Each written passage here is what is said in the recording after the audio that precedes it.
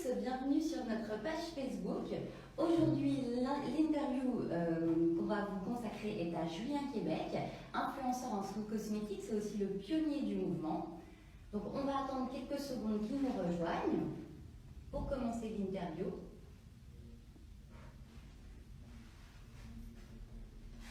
En attendant, eh bien, je vous rappelle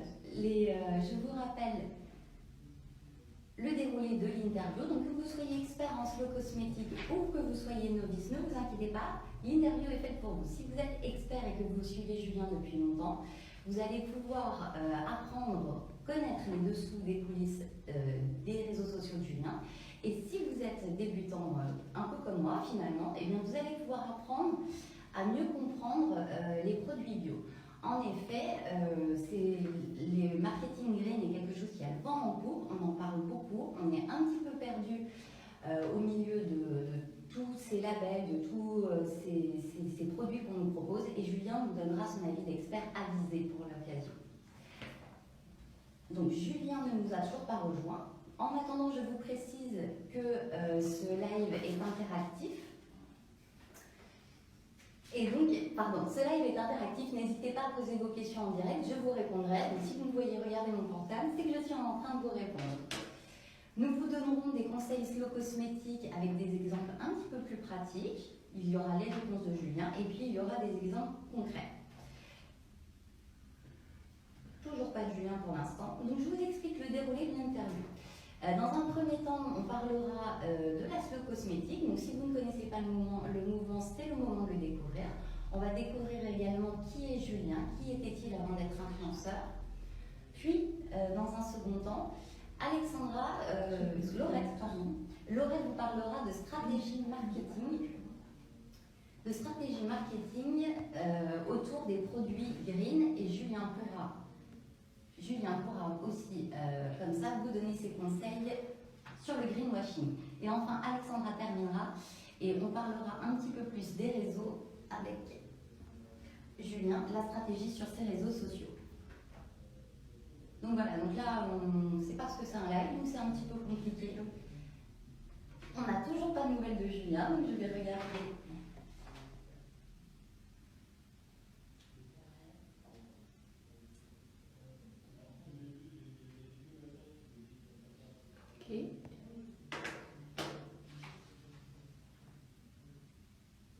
Voilà, excusez-nous vraiment. Donc je vous le rappelle, si vous avez des questions, n'hésitez pas à les poser. C'est moi qui y répondrai ou encore Julien. Je pense que Julien va rejoindre.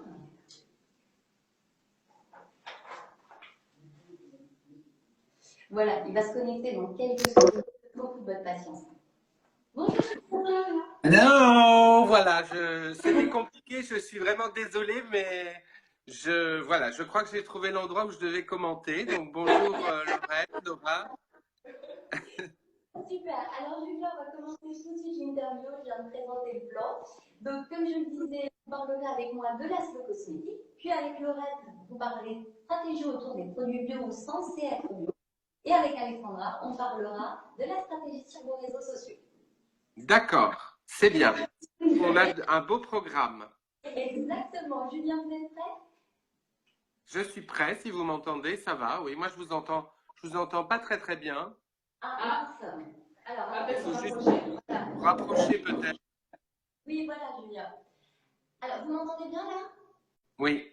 Super. Alors, on va commencer tout de suite. Alors, Julien, décrivez-nous votre parcours. Dites-nous comment vous êtes passé, quel était votre parcours avant de devenir influenceur? Alors, moi, je suis aromathérapeute, cosmétologue, et donc je travaillais en fait en tant que ce qu'on appelle brand manager dans l'industrie de la cosmétique au départ, donc au début des années 2000. Et je me suis formé à l'aromathérapie après la cosmétologie vers 2008. Et c'est là que j'ai lancé le blog l'essentiel de julien.com. Donc c'est un vieux blog, 2008, ça remonte. Et ce blog a eu tout de suite beaucoup de succès. J'y parlais de cosmétiques naturelles, des huiles végétales et des huiles essentielles, c'est ma spécialité. Et ce n'est que plus tard, en fait, que j'ai commencé à faire un peu de télévision et de radio. Et là, dans mes chroniques sur la beauté au naturel, en radio, surtout au départ, j'ai rencontré Jean-Pierre Coff, qui m'a dit, mais tu fais le travail que j'ai fait pour la malbouffe, tu le fais pour la cosmétique. Et donc, j'ai écrit un livre qui s'appelle Adopter la slow cosmétique et que vous trouvez toujours en librairie, hein, c'est ce livre-là.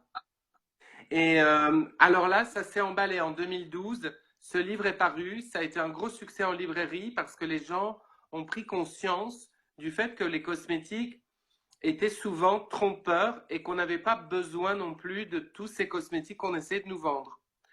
Et l'association Slow Cosmétique est née en 2012-13, juste après le livre. Puis le label, la mention Slow Cosmétique. Et en 2015, la plateforme qui a rassemblé toutes les marques qui avaient ce label dans une gigantesque place de marché, slowcosmetic.com.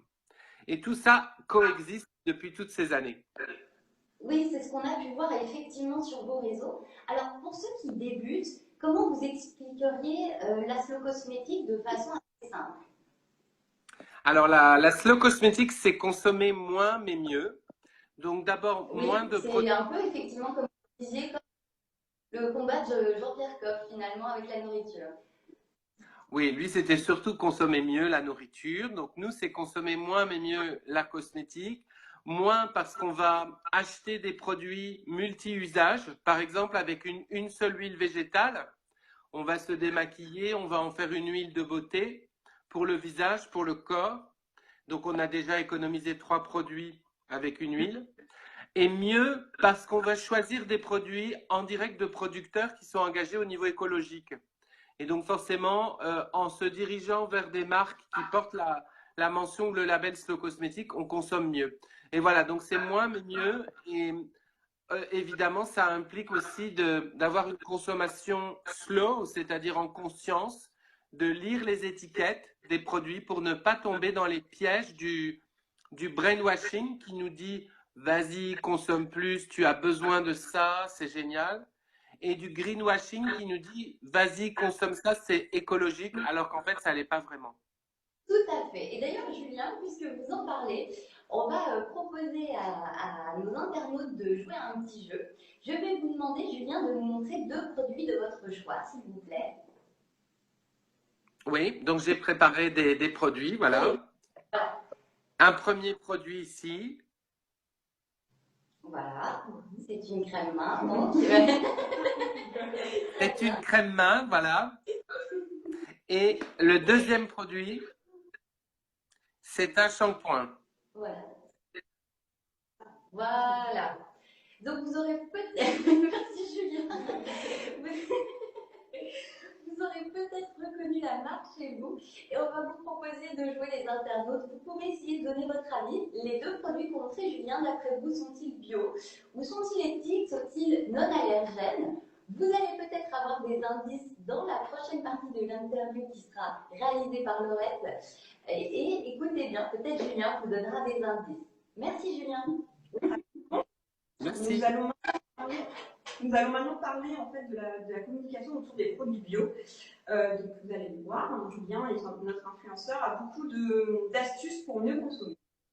Alors déjà, Julien, dans quelques minutes, nous allons parler des pièges à éviter en fait dans les achats cosmétiques au quotidien. Beaucoup de vos vidéos nous sensibilisent au greenwashing.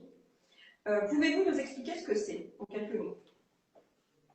Alors, le greenwashing, c'est faire passer un produit pour quelque chose d'écologique, de naturel, alors qu'en fait, ça ne l'est pas vraiment, ou en tout cas, ça n'est pas plus écologique que la norme du segment concerné.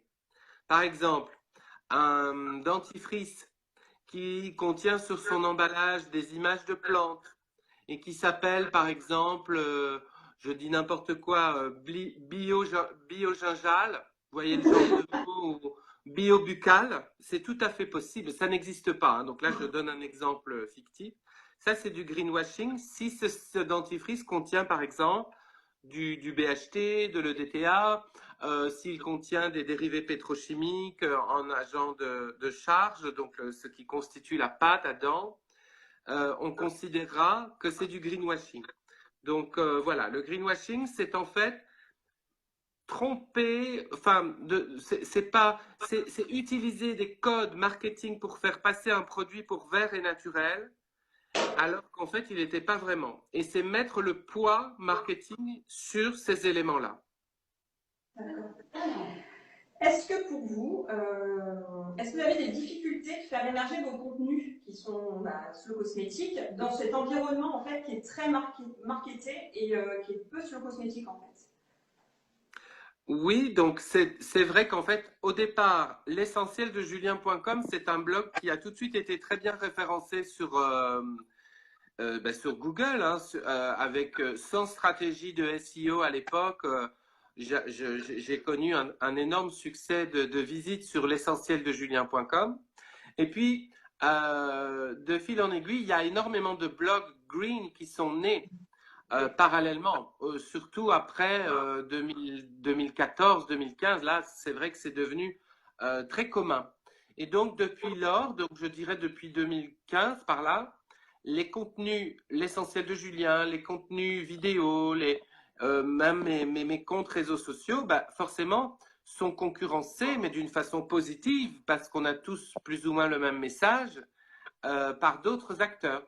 Donc c'est vrai que là, la difficulté a consisté à voir émerger des contenus qui étaient mieux marketés, comme vous dites, c'est-à-dire de plus belles images, des contenus photographiques plus instagrammables, alors que moi, je restais dans un modèle assez passéiste. Le blog lui-même, c'est quelque chose d'assez dépassé. Maintenant, on est plus sur des contenus réseaux sociaux en direct, hein, Pinterest, Instagram, tout ça, nous impose des formats qui sont assez loin de l'article fouillé de blog. On est plus sur 2, 3 photos, un concours. C'est très qualitatif aussi, mais c'est autre chose. Et donc oui, j'ai eu du mal à m'y faire, et j'ai encore du mal d'ailleurs.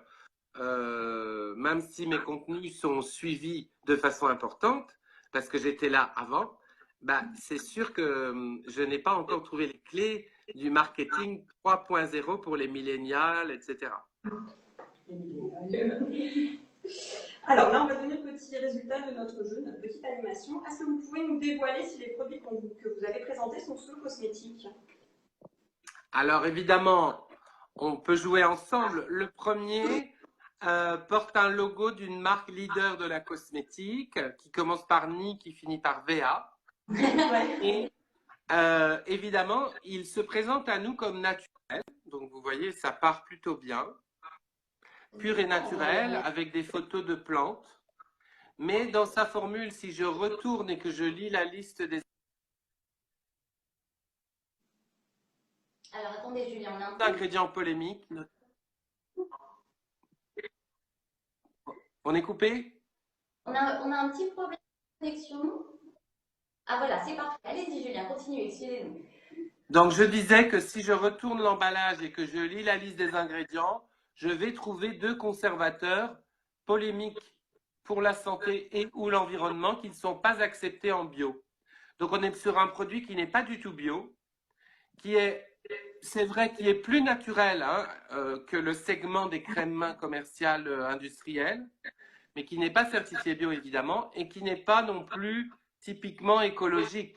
Parce que, voilà, ou en tout cas, pas non plus typiquement safe pour la santé ou pour les gens qui veulent du naturel vraiment. Il y a beaucoup de matières transformées, il y a de l'huile de coco hydrogénée, il y a des conservateurs polémiques, comme je vous l'ai dit. Donc ça, c'est typiquement du greenwashing. Greenwashing, oui. Et alors l'autre produit, Produit. c'est pareil en fait. Je n'ai pas été chercher très loin, j'ai pris un leader du shampoing. Ici, c'est un après-shampoing miraculeux. Attention, en France, l'emballage est différent. Il contient des noix d'argan, je crois, ou des. Oui, C'est pas c'est le même. Mais bon, c'est quand même le même produit. C'est un produit qui vous annonce 0% parabènes et 0% colorant. Mais malheureusement, c'est pas parce qu'il y a ce 0% parabènes et colorants qu'il n'y a pas d'autres ingrédients polémiques. Et il y en a énormément dans ce produit. On va peut-être le voir dans un instant ensemble. Exactement.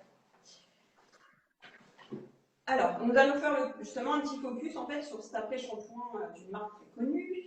Alors, moi, en tant que consommatrice, c'est vrai que parfois, je suis un peu perdue, en fait, entre ce marketing, le washing, mais aussi sur les exemples qu'on peut justement voir à l'arrière des produits. Il me semble qu'il existe plusieurs applications qui nous permettent de vérifier et de mieux consommer. Est-ce que vous avez, que pensez-vous déjà de ces applications et est-ce que vous avez une application à nous conseiller? Alors, j'ai tendance à ne pas recommander d'application parce que les applications nous font penser que seule la liste des ingrédients compte. C'est vrai que c'est énorme, mais il n'y a pas que ça. Il y a aussi qui a fabriqué le produit, quelle est l'entreprise derrière, quel est son engagement au niveau capitalistique en termes d'entrepreneuriat. C'est ça qu'on va vérifier avec la mention Slow Cosmétique. Donc, moi, je dis toujours, les applications, c'est bien, mais ça ne suffit pas. Si néanmoins, il fallait en choisir une, moi, j'aime bien CompoScan, parce que CompoScan est une application qui, par exemple, ne considère pas les allergènes comme des ingrédients. Il faut savoir que les allergènes sont très mal notés sur les applications comme Yuka, etc. Alors qu'en fait, les allergènes sont naturellement présents dans bien des produits naturels à base d'huile essentielle parce que ce sont des composés aromatiques naturellement présents dans ces produits. Mais en fait, vous ne pouvez pas confondre le combat contre des matières pétrochimiques ou des silicones ou des filtres solaires comme le benzophénone qui polluent gravement l'environnement avec un problème d'allergénicité, de pouvoir allergénique, pardon. On peut être allergique à tout. Donc ça, c'est pas le débat. Le débat sur la cause green, il est plutôt sur le packaging, la formule en termes de pollution générée par les ingrédients. Ou alors en termes de santé publique, avec les perturbateurs endocriniens. Là, d'accord. Mais les allergènes, mon Dieu, vous savez, dès qu'un produit est parfumé, il en contient. Et donc, forcément, un produit naturel parfumé avec des huiles essentielles, il contient des allergènes aussi. C'est pour ça que CompoScan est une application intéressante pour les cosmétiques. Parce que pour le coup, les cosmétiques naturels sont relativement bien notés, puisque les allergènes ne les pénalisent pas. Oui, d'accord. D'accord. Alors, en effet, je suis en train de regarder en fait sur CompoScan le détail du shampoing. Donc, voilà, vous voyez au public. Voilà. Donc, en fait, ils trouvent 3 ingrédients dangereux qui sont ici et 5 à éviter. Donc, en fait, de ce qu'on comprend quand on regarde ces applications, c'est qu'en plus, du coup, de ces produits estampillés naturels, en fait, il y a ces fameux allergènes. Et qu'est-ce qu'on risque, en fait, à utiliser ces produits avec ces allergènes? Alors, si vous utilisez un produit qui contient beaucoup d'allergènes, ça veut dire que statistiquement, vous avez plus de chances de développer une allergie, forcément. C'est d'autant plus le cas si votre peau est sensible ou réactive. Néanmoins, bon, il y a d'autres dangers. Il faut pas se centrer, comme je le disais, que sur les allergènes. Il y a des conservateurs qui sont considérés perturbateurs endocriniens potentiels. Et là, évidemment, chaque produit sur le marché en France est safe puisqu'il a passé un certain nombre de challenge tests et d'innocuité au niveau de la santé. Mais le problème, c'est que vous allez utiliser un déo, une crème pour le visage, un mascara, un rouge à lèvres. Ils sont tous individuellement sécurisants, mais s'ils contiennent tous un potentiel perturbateur endocrinien, eh ben, je vais vous apprendre quelque chose. Il n'y a pas d'étude. On n'a jamais réussi, évidemment, à faire une étude à si grande échelle sur l'impact de plusieurs perturbateurs endocriniens qui entrent en contact avec votre organisme au fil de la journée. Or, on utilise tous, les hommes aussi, plus de 3 à 5 cosmétiques par jour. D'accord. On est pas autant. Donc, pour le principe de précaution, il vaut mieux choisir des produits certifiés bio ou lauréats de la mention Slow Cosmétique, il n'y a pas photo. Alors, vous êtes le leader des influenceurs Slow Cosmétique. Vous êtes même le père en fait de la Slow Cosmétique. Donc vous avez quand même une communauté très soudée derrière vous. Donc on va plutôt aborder les spécificités en fait de ces communautés qui sont impliquées dans des causes spécifiques. Oui. Alors, d'après vous, quel est le réseau qui permet de sensibiliser une audience en fait à une cause en général?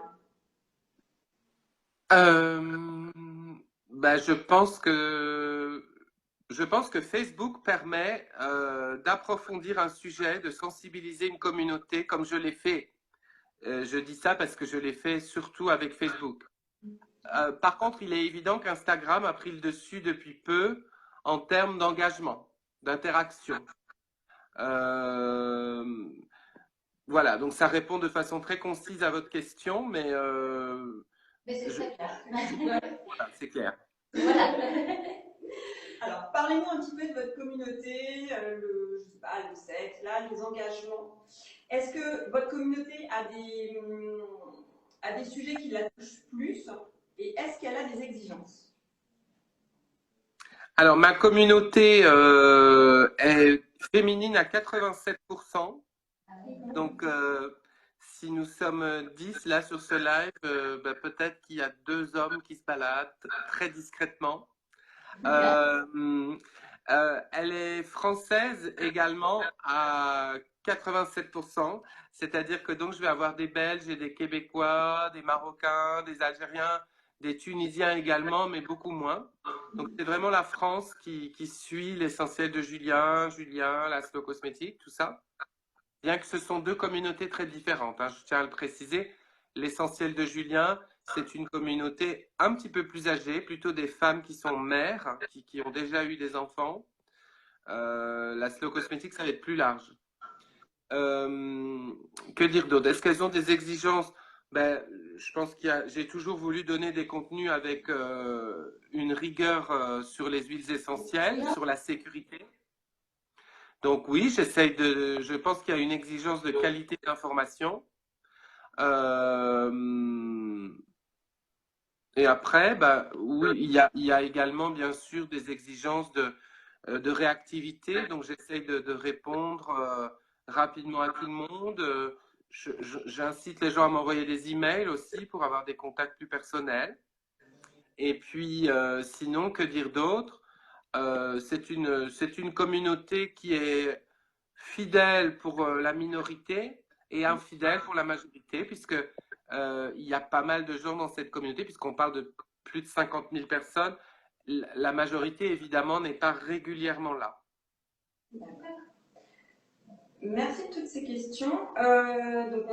De ces réponses, pardon, on y voit un petit peu plus clair. Donc, je vais céder la parole à Rose parce qu'on a quelques abonnés qui ont des questions. Voilà, on a une question d'une abonnée. Ah ben voilà, ça c'est les aléas du direct, je viens de le faire, évidemment. C'est pas grave, je vais le retrouver. Alors, si je me rappelle bien la question, en gros, la question était, est-ce que vous pensez qu'il est préférable de fabriquer ces produits green soi-même ou de les acheter dans des boutiques spécialisées? Alors, la Slow Cosmétique, elle recommande de fabriquer des produits pour autant qu'ils soient simples et sensés. Par exemple, une huile de beauté, par exemple un sérum huileux pour le soir, c'est évident, il faut le fabriquer soi-même. Par contre, une crème solaire, un maquillage, c'est compliqué, on peut avoir beaucoup de ratés. Alors là, c'est pas forcément malin de le faire. Vous voyez, la Slow Cosmétique encourage la cosmétique faite maison, évidemment, parce que vous voyez, par exemple, dans mon dernier livre, la Slow Cosmétique pour toute la famille, j'encourage les mamans à fabriquer leur liniment, à fabriquer un baume au calendula pour le bébé. Par contre, je ne vais pas encourager la maman à fabriquer son mascara ou sa crème solaire. Donc, c'est vraiment en fonction du produit qu'on s'adapte. Très bien, et ben merci Julien, j'espère Camille et Amandine qu'on a répondu à votre question. J'espère. Sinon, moi j'avais juste une petite question. Vous avez dit que les communautés sont très différentes, sont différentes un petit peu entre les essentiels du Julien et la Slow Cosmétique. Comment vous arrivez à l'expliquer, cette différence de communauté? Ben, je pense que c'est parce que Julien a commencé en tant que chroniqueur télé sur France 5, une émission qui est regardée le midi par des gens plus âgés, des mères au foyer, beaucoup de mamans. Le blog, l'essentiel de Julien.com, contient énormément de contenu aussi sur la maternité, la grossesse, le danger des huiles essentielles. Donc la construction de la communauté s'est faite comme ça. Alors que la communauté Slow Cosmétique a fortement grandi à partir de 2014-15, quand on a commencé à remettre la mention. Et donc, d'office, la mention étant un label porté par des marques et des produits, ben, ce sont des consommatrices qui sont venues là dans une recherche d'achat, alors que ma communauté cherchait plus de l'information. Ok. C'est comme ça que j'explique la légère différence. Elle est très légère, cette différence, mais elle est là. Oui, oui. Oui, bien sûr. Ah, attendez. Alors, Julien, on a une autre question. Après, je laisserai la parole à Alexandra. Que pensez-vous des produits commerciaux qui sont dits hypoallergéniques? Alors, la mention hypoallergénique, elle veut surtout dire que la marque a fait tous les efforts possibles pour que le produit suscite le moins d'allergies possible. Maintenant, vous savez, le cadre légal de cette mention hypoallergénique n'est pas très bien défini. Il y a peu de contrôle aussi. Il y a plusieurs instances qui sont susceptibles d'être intéressées par ces allégations. Donc, en France, il s'agit de l'ANSM, donc qui est une émanation du ministère, et aussi il s'agit de l'ARPP, l'autorité de régulation de la publicité. Donc, en fait, il ne faut pas se fier à cette mention. Si vous êtes allergique, déjà, essayez de savoir à quoi. Faites des tests. Et une fois que vous saurez à quoi vous êtes allergique, évitez le produit de connexion. lisant les Julien, est-ce que vous ingrédients. nous entendez? Oui, ah, c'est bon, on a rétabli la connexion, tout va bien. Eh bien, Julien, je vais vous laisser, on va vous laisser. Merci, Laura. Ok, donc moi, ça sera plus un peu plus parler justement de votre stratégie en tant qu'influenceur. Donc, une partie un tout petit peu plus, donc oui, stratégique, puisqu'on va parler de vos choix de communication.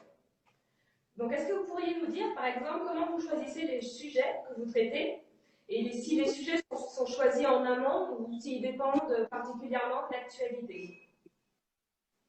Alors, c'est les deux.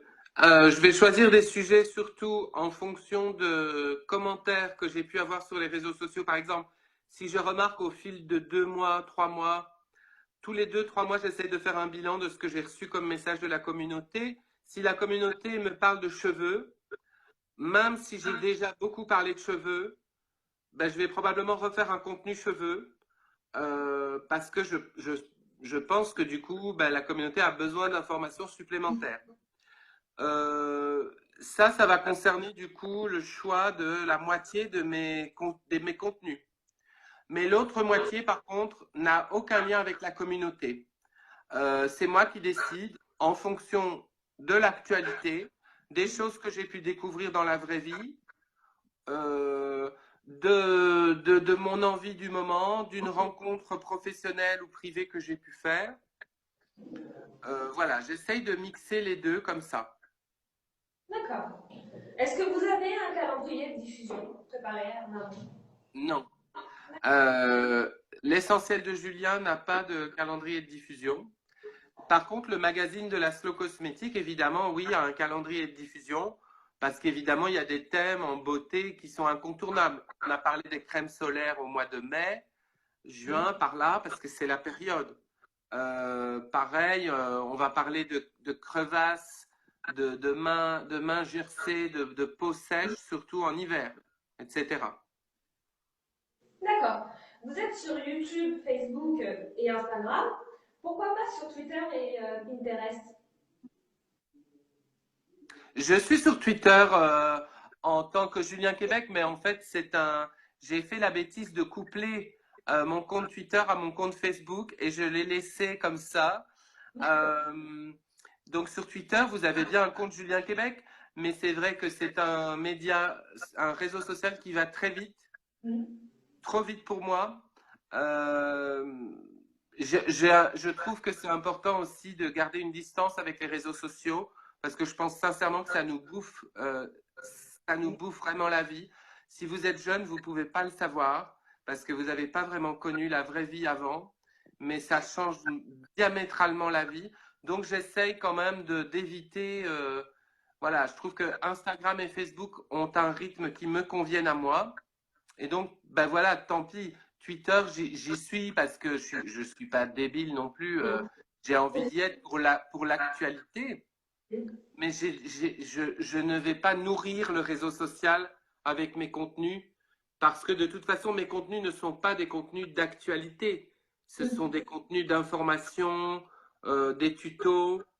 Voilà, si j'étais un blogueur sur la thématique des réfugiés en mer, ben, je serais probablement sur Twitter. D'accord. Ok. Pour vous, quel est le réseau qui permet de sensibiliser votre audience, mais surtout les novices à la slow cosmétique? Probablement Instagram, parce que il y a beaucoup d'interactions. Ça donne envie d'en savoir plus, Instagram, parce que c'est partiel. On est sur une photo, on est sur une illustration, une petite infographie, quelques textes.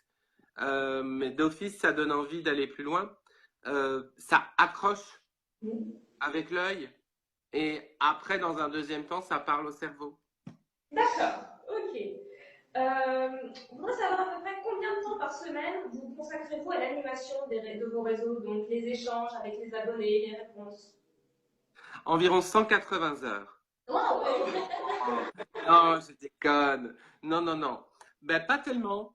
En fait, je passe une heure par jour, à peu près, hein. C'est difficile à dire parce que ça dépend ce qu'on met dans ce calcul. Si je dois compter les heures que me prennent les vidéos qui sont préenregistrées dans mon cas, puisque j'ai des contenus qui sont télévisés, bon, ben là, c'est sûr que ça va dépasser une heure par jour.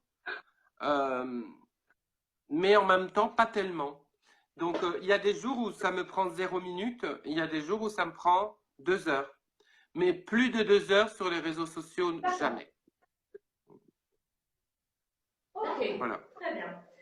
Et donc là, pour finir à ce niveau-là, comment voyez-vous l'avenir de la slow cosmétique et comment pensez-vous que les réseaux vont aider à développer justement le mouvement? Alors, je pense Problème de connexion. Vous êtes parfait sur l'image. dans... Ah voilà. Ah. Donc, je disais que je pense que l'avenir de la slow cosmétique est très bon parce qu'il y a de plus en plus de marques éthiques, naturelles et surtout artisanales et en lien avec le terroir qui naissent. Il y a des marques en Corse, en Auvergne, mais aussi en Belgique qui naissent et qui font un travail super. Donc nous, en tant qu'association Slow Cosmétique, on a envie de les mettre en avant et on pourra le faire. Je pense aussi que les gens vont participer au développement par leur consommation parce que je suis très content. Les parts de marché de la cosmétique conventionnelle baissent dans les grandes et moyennes surfaces. Ça veut dire qu'il y a une réorientation du consommateur vers autre chose. Et je pense que cette autre chose, c'est la cosmétique bio et la slow cosmétique. Donc ça, c'est plutôt bien.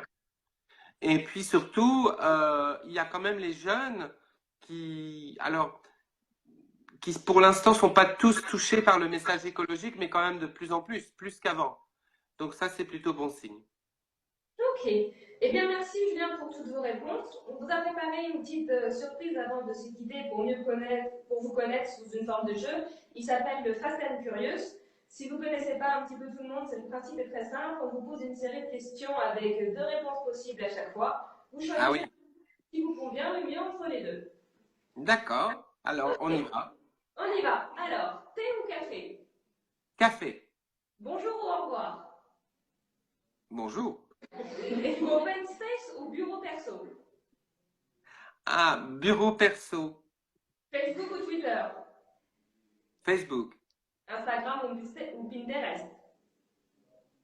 Instagram, mais à mon avis, Pinterest me plairait énormément. C'est juste que je suis trop fainéant pour m'y mettre. Okay.